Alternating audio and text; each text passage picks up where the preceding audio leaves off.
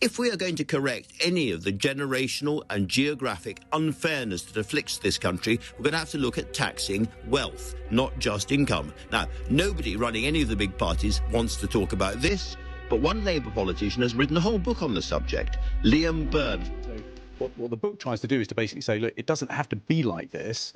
Most of the book is actually devoted to 4 or 5 quite big answers that we could implement here. They've been tried and tested in other parts of the world, and where I think we need to have a debate here if we're to actually rebuild that old ideal, which is a wealth-only democracy. Wealth has carried on growing really very fast because most people don't feel like that. And that's because most of the wealth growth has gone to a few people. These are not novel, radical ideas.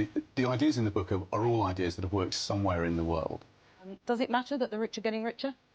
What really matters is that our market has stopped working for everybody. So in Britain, over the last 13 years, the top 1% have multiplied their wealth by 31 times as much as everybody else. And when you look around the world at very unequal societies, they've got a couple of things in common. They tend to become very corrupt, quite poor, and quite stagnant. And I now really worry about those things unfolding here in Britain.